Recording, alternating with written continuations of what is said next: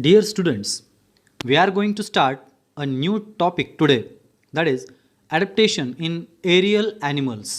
म्हणजेच हवेत संचार करणाऱ्या प्राण्यांचं अनुकूलन कशा पद्धतीनं झालं आहे या गोष्टींची आपण सविस्तरपणे माहिती घेणार आहोत. What is the main difference between vehicles on the road and aeroplanes?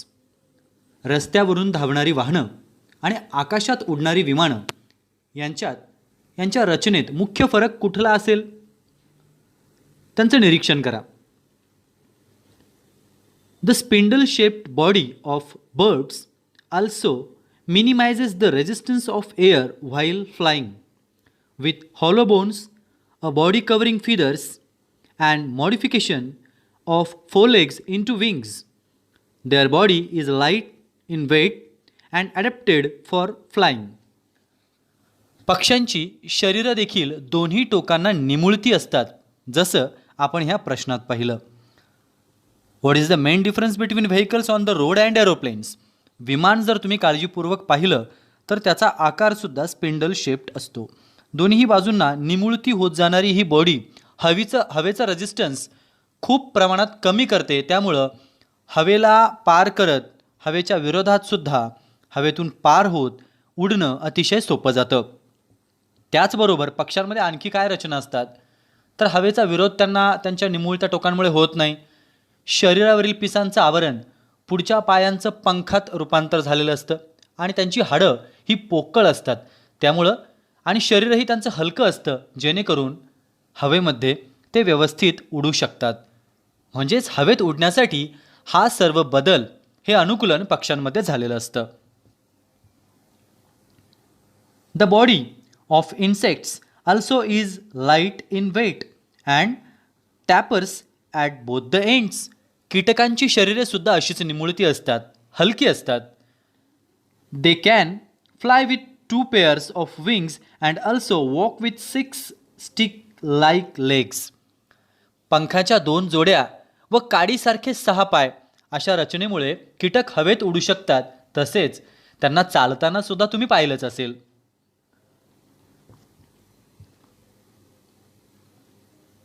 Bats can fly with the help of patricium, a thin fold skin between their forelegs and hind legs. वटवाघूळ त्याच्या पुढच्या पायांच्या बोटांमध्ये जे त्वचेचे पडदे असतात त्यामुळे ते हवेमध्ये उडू शकतं. तुमच्यासाठी प्रश्न आहे. Observe the various birds and insects in your area. तुमच्या परिसरातील विविध पक्षी तसेच कीटकांचं निरीक्षण करा आणि निरीक्षणांची नोंदवहीत करा. पुढचा पॉईंट आपण पाहणार आहोत. ॲडॅप्टेशन इन रेप्टाइल्स म्हणजेच सरपटणाऱ्या प्राण्यांमधील अनुकूलन. Observe from a distance. बघा, लक्षात घ्या. ऑब्झर्व फ्रॉम अ डिस्टन्स, काही अंतरावरूनच लक्ष द्या. असं का म्हटलं असावं? How snakes and earthworms creep. सरपटताना साप, गांडूळ कसे सरपटतात याचं दुरून निरीक्षण करा, कारण हे प्राणी तुम्हाला त्रास देऊ शकतात, त्यांच्यामुळे तुम्हाला इजा होऊ शकते, ते दंश करू शकतात, म्हणून दुरून निरीक्षण करायचे. सरपटताना which organs do they use for creeping. सरपटण्यासाठी ते कुठल्या शरीराच्या अवयवांचा वापर करतात. Are they any special changes for that purpose. या सर्व गोष्टींसाठी त्यांच्यामध्ये काही विशेष बदल झालेले तुम्हाला आढळून येत आहेत का? Note any such changes. जर असे काही बदल त्यांच्या शरीरात, जसं आपण चालतो आणि ते सरपटतात, तर त्यांना सरपटणं इतकं सोपं जातं. या सरपटण्यासाठी त्यांच्या शरीराच्या रचनेत काही महत्त्वपूर्ण बदल झालेत का, त्या बदलांची नोंद घ्या. Animals like house lizard, garden lizard, crocodile use their muscles for creeping. Similarly they show adaptations in skin. पाल, सरडा, मगर यांसारखे प्राणी त्यांच्या शरीरातील स्नायूंचा वैशिष्ट्यपूर्ण वापर करून सरपटत असतात. त्याचबरोबर सिमिलरली त्यांची त्वचा, पंजे, विशिष्ट रंग यांमध्ये सुद्धा अनुकूलन झालेलं असतं. For example, the house lizard and monitor lizard have clawed toes and thin soles whereas snakes have a scaly skin. पाल घोरपड यांचे पंजे हे नखयुक्त असतात. पाल घोरपड यांचे पंजे हे नखयुक्त असतात, तर सापाची त्वचा मात्र खवल्यांची असते.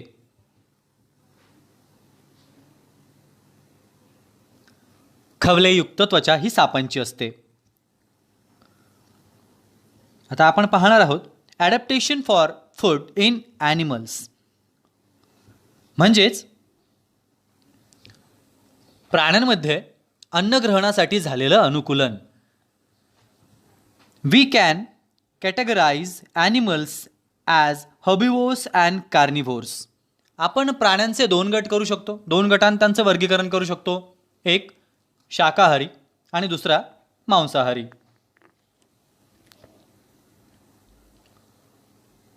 Special adaptations are seen in such category to make the process of feeding easy. Feeding अन्नग्रहण. विशिष्ट असे बदल या प्राण्यांमध्ये झालेले असतात, त्यामुळे त्यांचं वर्गीकरण करणं आपल्याला सोपं जाईल.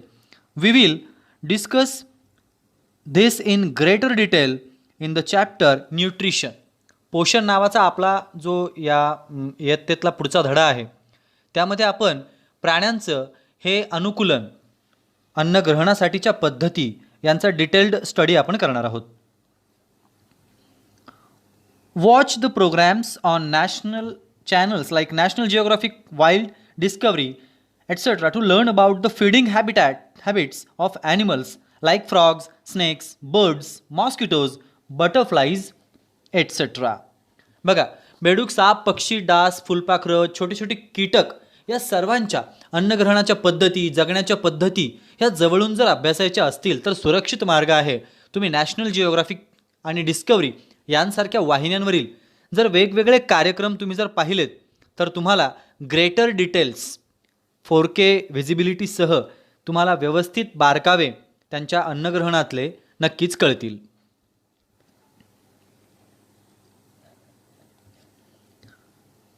हा एक चार्ट आहे. हा चार्ट तुम्हाला निरीक्षणानं कंप्लीट करायचा आहे.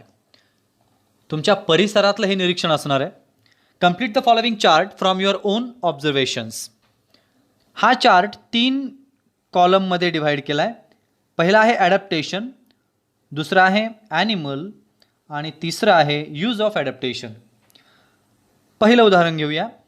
शार्प टीथ, तीक्ष्ण सुळे कुणाचे असतात? लायन आणि टायगर, सिंह आणि वाघ यांचे. यूज ऑफ अडॅप्टेशन, या अनुकूलनाचा म्हणजे तीक्ष्ण सुळ्यांचा त्यांना काय वापर झाला असेल? टू टिअर द फ्लेश, मांस फाडून खाण्यासाठी या प्राण्यांना तीक्ष्ण सुळ्यांची गरज आहे आणि त्यामुळे त्यांच्यात तसा बदल झाला आहे. मग आता उर्वरित चार्ट तुम्हाला कंप्लीट करायचा आहे. लॉंग अँड पॉइंटेड बीक, टोकदार आणि लांब चोच कोणत्या प्राण्यांची असते आणि त्याचा उपयोग काय? शॉर्ट बीक, आखूड चोच कुठल्या पक्ष्यांची आहे आणि त्यांना काय उपयोग आहे? लॉंग अँड स्टिकी टंग, लांब आणि चिकट जीभ कुणाची आहे, कुठल्या प्राण्यांची आहे आणि त्याचा त्यांना काय उपयोग होतो? लॉंग नेक, उंच मान कुठल्या प्राण्याची आहे आणि त्याचा काय उपयोग होतो? या सर्व प्रश्नांची उत्तरं तुम्हाला शोधायची आहेत निरीक्षणानं. पुढच्या मुद्द्याकडे जाऊया. Adaptation for blending with the surroundings. परिसर साधर्म्यासाठी प्राण्यांमध्ये झालेलं अनुकूलन. बघा, आता हा थोडा इंटरेस्टिंग टॉपिक आहे. We cannot easily spot colourful butterflies, lizards and grasshoppers. विविध रंगांचे सरडे, नाकतोडे आपल्याला सहसा पटकन दिसत नाहीत. They get camouflaged amidst grasses, parts of plants like stem, leaves, flowers, etc. वनस्पतींवर, गवतांमध्ये अथवा झाडांच्या खोडांवर असताना त्यांच्या शरीराचा रंग त्या ठिकाणच्या रंगाशी मिळता जुळता होऊन जातो आणि त्यामुळे खोडाचा रंग थोडासा चॉकलेटी, काळसर अशा प्रकारचे सरडे आपल्याला पाहायला मिळतात. जेव्हा त्या पानांवरती बसलेले काही सरडे किंवा ग्रास हॉपर्स असतात हिरव्या रंगाचे, त्यामुळे त्यांनाही आपल्याला पाहणं शक्य होत नाही, कारण स्पॉट करणं अवघड का होतं? इतर बाकीच्या गोष्टींसारख्याच रंगाची त्यांची त्वचा झाल्यामुळे त्यांना पटकन स्पॉट करणं थोडंसं अवघड जातं. That is because their colours blend with those of their surroundings. त्या परिसराशी त्यांचा रंग मिळता जुळता झाल्याने त्यांना स्पॉट करणं आपल्याला अशक्य आहे किंवा अवघड जातं. Changes that takes place in the various organ and life processes of organisms that enable them to live. अधिवासानुसार, भौगोलिक परिस्थितीनुसार विशिष्ट परिसरात जगणं, पुनरुत्पादन करून स्वतःला टिकवणं, अन्न मिळवणं, शत्रूपासून स्वतःचं रक्षण करणं, अशा अनेक बाबींसाठी वेगवेगळ्या अवयवांमध्ये आणि शरीर क्रियांमध्ये झालेलं बदल म्हणजेच अनुकूलन. आपण बघतोय अनुकूलनाची व्याख्या. चला बघूया एकदा पुन्हा व्यवस्थित. चेंजेस, तुम्ही माझ्या पाठीमागे म्हणा. Changes that take place in the various organs and life processes of organisms that enable them to live, feed, reproduce, to perpetuate themselves and protect themselves from their enemies in specific surroundings, depending upon the habitat and its geographical conditions, are called, yes, adaptations. अधिवासानुसार, भौगोलिक परिस्थितीनुसार विशिष्ट परिसरात जगणं, पुनरुत्पादन करून स्वतःला टिकवणं, अस्तित्व टिकवणं, अन्न मिळवणं, शत्रूंपासून आपल्या स्वतःचं संरक्षण करणं, अशा अनेक बाबींसाठी वेगवेगळ्या अवयवांमध्ये व शरीर क्रियांमध्ये जो बदल होतो या बदलाला म्हणतात अनुकूलन. Always remember, adaptation is not sudden process. Adaptation ही काही लगेच होणारी प्रक्रिया नाही, एका दिवसात, एका तासात. It is gradual and continuous. तर ती निरंतर प्रक्रिया आहे. Differences in the structure and appearance of present day animals and animals of thousands of years ago are the adaptations that occurred according to prevailing conditions. It is our duty to conserve this diversity. हजारो वर्षांपूर्वी अस्तित्वात असलेले प्राणी आणि आजचे प्राणी यांच्या शरीरांमध्ये दिसणारे बदल हे त्या त्या काळात झालेल्या परिस्थितीनुसार झालेलं अनुकूलनच आहे. आणि हे अनुकूलन, ही विविधता जपणं, या प्राण्यांची विविधता जपणं हे आपलं कर्तव्य आहे. शास्त्रज्ञांविषयी माहिती जाणून घेऊया. ग्रेट सायंटिस्ट, महान शास्त्रज्ञ Darwin. Darwin's theory of evolution म्हणजेच डार्विनचा उत्क्रांतीचा सिद्धांत. Charles Darwin, a biologist, studied numerous types of plants and animals and suggested that only those organisms likely to survive which can best adapt themselves to a changing environment. This is called the theory of survival of the fittest. This is Darwin's first principle. बघ, Charles Darwin नावाचा जो शास्त्रज्ञ, geologist होता, biologist होता, अनेक प्रकारच्या प्राण्यांचा आणि वनस्पतींचा अभ्यास करून त्याने असं सुचवलं, जे सजीव त्यावेळच्या पर्यावरणात जगण्यास सर्वात जास्त सक्षम होते तेच सजीव पुढील काळात टिकण्याची शक्यता सर्वात जास्त असते. यालाच सक्षम तोच टिकेल सिद्धांत असंही म्हणता येईल. Means survival of the fittest. हा डार्विनचा पहिला सिद्धांत आहे.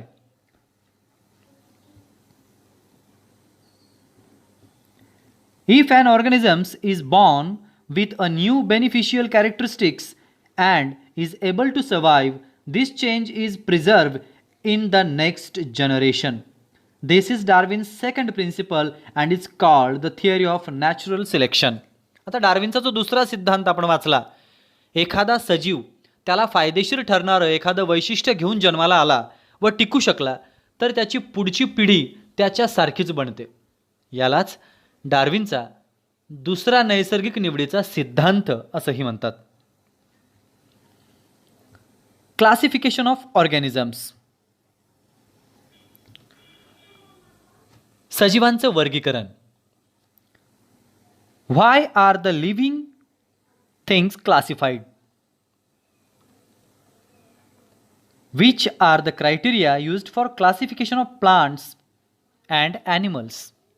वनस्पती आणि प्राण्यांचं वर्गीकरण का करायचं, कोणत्या आधारावर करायचं, कोणत्या निकषांच्या आधारे ते केलं जातं, आणि व्हाय, काय, का गरज आहे आपल्याला वर्गीकरण करण्याची, बघूया. It is difficult to study and remember all the organisms in this diverse living world at the same time. Classification helps in this respect. छोटं उत्तर आहे. आपल्या सभोवतालच्या या सजीव सृष्टीमध्ये जी वैविध्याने भरलेली आहे, सगळ्या सजीवांचा अभ्यास एकाच वेळी करणं खूप कठीण आहे आणि त्यांना लक्षात ठेवणंही खूप कठीण आहे. आणि म्हणून क्लासिफिकेशन आपल्याला यासाठीच मदत करतं. Different scientist have used different criteria and independently classified plants and animals. A hierarchy is formed in the classification that starts with kingdom Animalia or kingdom Plantae. Further groups and subgroups are formed depending upon the basic similarities and differences. This is called the hierarchy of classification. बघा, आजवर अनेक शास्त्रज्ञांनी वनस्पतींचं, प्राण्यांचं स्वतंत्रपणे वर्गीकरण वेगवेगळ्या निकषांना लावून केलं आहे. यासाठी त्यांनी एक उतरती पायरी बनवली आहे, उतरंड ज्याला म्हणूया आपण. याची सुरुवात प्राणीसृष्टी, वनस्पतीसृष्टी यांच्यापासूनच होते. सजीवांमधील ठळक आणि बेसिक, मूलभूत असे डिफरन्स आणि सिमिलॅरिटी यांच्या आधारावर त्यांनी त्यांचे ठळक गट तयार केले. यालाच म्हणतात वर्गीकरणाचा पदानुक्रम, म्हणजेच हायरार्ची ऑफ क्लासिफिकेशन. आता हा वर्गीकरणाचा जो पदानुक्रम आहे तो तुमच्या समोर आहे या चार्टमध्ये. Kingdom, phylum, class, order, family, genus, species म्हणजे या सृष्टी.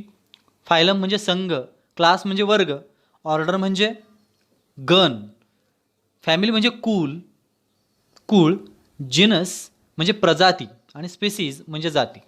एवढ्या क्रायटेरियांमध्ये त्यांनी त्यांचं वर्गीकरण केलं आहे. आता एका बाजूला आहे मँगो आणि एका बाजूला आहे ह्युमन, आंबा आणि मानव. तर याच्यावरून तुम्हाला स्पष्ट कल्पना येईल या चार्टवरून मँगोचा किंगडम कुठला आहे आणि ह्युमनचा किंगडम कुठला आहे. मँगोचा आहे प्लांटी, ह्युमनचा आहे ॲनिमेलिया.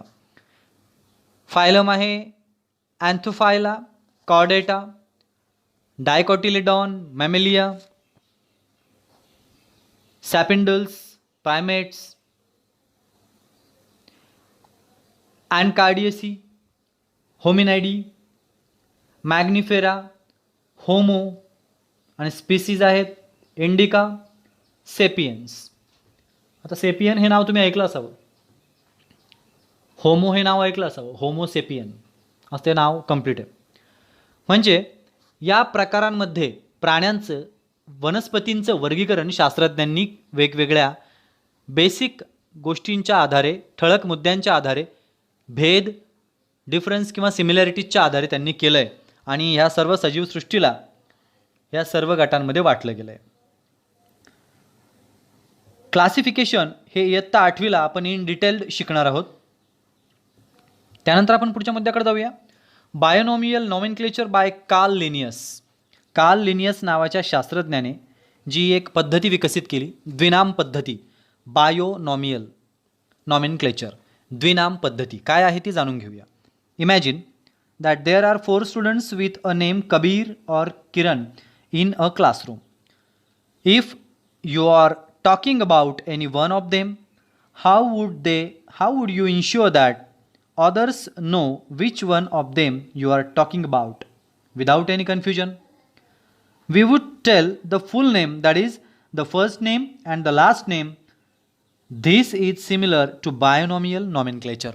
आता बायोनॉमियल नॉमेनक्लेचर हे नेमकं काय आहे ते समजून घेण्यासाठी एक छोटंसं उदाहरण म्हणजे तुमच्या लगेच लक्षात येईल. कल्पना करा, तुमच्या वर्गात कबीर नावाचे किंवा किरण नावाचे किंवा आणखी इतर कुठल्याही नावाचे, अमोल नावाचे 4 विद्यार्थी आहेत. आता त्यापैकी एकाबद्दल तुम्ही बोलतायत, पण हे त्याला कसं कळावं की तुम्ही त्याच्याचबद्दल बोलतायत? सगळेचे सगळे वर्गात उपस्थित आहेत आणि तुम्ही एखाद्याला आवाज दिलात किरण. 4 किरण आहेत, मग कुठल्या किरणने तुम्हाला रिस्पॉन्स द्यावा किंवा त्याला कळायला हवं की बरोबर तुम्ही त्याच किरणला बोलताय, असं तुम्हाला काय करावं लागेल? म्हणून आणि हे कन्फ्युजन व्हायला नको की तुम्ही बरोबर एकाच किरणला हाक दिली आहे, बाकीच्या तिघांना नाही. हे कन्फ्युजन टाळण्यासाठी तुम्ही काय कराल, त्याचं पूर्ण नाव सांगाल, किरण आणि त्याचं आडनाव. हीच आहे बायोनॉमियल नॉमेनक्लेचर म्हणजे द्विनाम पद्धती. काय आहे बघा. Binomial nomenclature is used to identify each organisms. Accordingly a scientific name has been assigned to each organism. प्रत्येक सजीव ओळखण्यासाठी द्विनाम पद्धतीचा अवलंब केला जातो. त्यानुसार प्रत्येक सजीवाला एक सायंटिफिक नेम देऊन टाकलंय, वैज्ञानिक नाव. It consist of 2 parts. The first part is genus and second species. पहिलं काय नाव आहे, ती प्रजाती, आणि दुसरी आहे जाती. जसं मी तुम्हाला वरती म्हटलं होमोसेपियन म्हणजे एक प्रजाती दाखवतं आणि एक जाती दाखवतं, त्यावरून त्यांच्या कॅटेगरी पडल्या पुढे मानवांच्या. All identified organisms have been assigned a binomial name as per guidelines of the international code of nomenclature. आणि सर्व प्राण्यांच्या, सजीवांच्या द्विनाम पद्धतीनुसार वैज्ञानिक नावं सगळ्यांना देण्यात आली आहे, तीही इंटरनॅशनल नामांकनाच्या पद्धती संहितेनुसार, म्हणजेच आंतरराष्ट्रीय नामकरण संहितेनुसार. त्याचे नियम आहेत काही, कसं नाव द्यायचं आहे, त्यानुसार त्या सर्व प्रजातींना नावं देण्यात आली आहे. All the organisms of a species are so similar that irrespective of differences in colour, height, habitats and habits, they can reproduce among themselves and form new individuals like themselves. For example, all domestic cats in the world belong to the same species. The same is true in the case of animals like hen, cow, dog, etc. and plant like mango, wheat, maize, etc. काय म्हणतायत? एका जातीतील सर्व सजीव इतके सारखे असतात की त्यांच्यात रंग, उंची, शेपटी हे सगळं काही सारखंच असतं. असे काही भेद असले तरीसुद्धा संकर होऊ शकतो, प्रजनन व वंशवृद्धी होऊ शकते. उदाहरणार्थ बघा, जगभरातील सगळ्या मांजरी एकाच प्रजातीत मोडतात. तशा सगळ्या कोंबड्या, गाय, कुत्रे हे सगळे एकाच प्रजातीत मोडतात. तसेच वनस्पतींच्या बाबतीत आंबा, मका, गहू हे सगळे एकाच प्रकारच्या प्रजातींमध्ये मोडतात. Following are some examples of organisms from kingdom Plantae and Animalia classified by the binomial method of nomenclature. वनस्पती व प्राणीसृष्टीतील द्विनाम पद्धती जी आत्ताच आपण बघितली, तिच्यानुसार वर्गीकरण केलेली काही उदाहरणं आहेत बघा आपल्या पुढे. लिव्हिंग थिंग्स, सजीव कोणकोणते आहेत बघा. पहिला कुठला आहे? डॉग. त्याचं सायंटिफिक नाव बघा काय, वैज्ञानिक नाव, कॅनिस फॅमिलॅरिस. कॅनिस ल्युपस फॅमिलॅरिस हे कुत्र्याचं वैज्ञानिक नाव आहे, म्हणजे या नावाने अख्खं जग त्याला ओळखतं. कुत्रं नाव म्हटलं तर फक्त मराठीतलेच लोक ओळखतील, डॉग म्हटलं की ज्यांना इंग्रजी येतं तेच ओळखतील. पण कॅनिस ल्युपस फॅमिलॅरिस असं हे नाव म्हणजे जागतिक नाव आहे त्याचं. हे काऊ, बॉस टावरस, हिबिस्कस म्हणजे जास्वंद, त्याचं नाव काय बघा सायंटिफिक, हिबिस्कस रोजा सायनेन्सिस. ज्वार, ज्वारी, ज्वारीचं काय सायंटिफिक नाव आहे बघा, जे जगभर मान्य आहे आणि जगभराने मिळून ठेवलंय, सॉर्गम वल्गेर. सॉर्गम वर्गेल बायकलर हे असं ज्वारीचं नाव आहे. Find out scientific names and other animals and plants in your surroundings and discuss in class. याच प्रकारे आपल्या सभोवताली आढळणारे जे प्राणी आणि वनस्पती आहे त्यांची गुगलवरून वैज्ञानिक नावं तुम्ही शोधायची आहे आणि ती शोधून तुमच्या मित्रमैत्रिणींशी चर्चा करायची की मी बघ इतक्या प्रकारच्या प्राण्यांची जे आपल्या आजूबाजूला राहतात त्यांची ना वैज्ञानिक नावं शोधली आहेत. मी ना या वनस्पतींची नावं त्याला इंटरनॅशनल काय नाव आहे बरं, सायंटिफिक नाव काय आहे त्याला, ते मी शोधलं आहे आणि एकमेकींशी शेअर करा.